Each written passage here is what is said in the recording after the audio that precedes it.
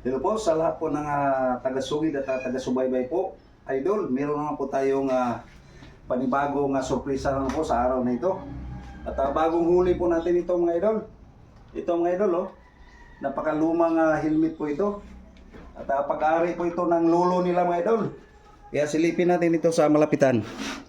Ito po, oh, sobrang napakaluma. Oh.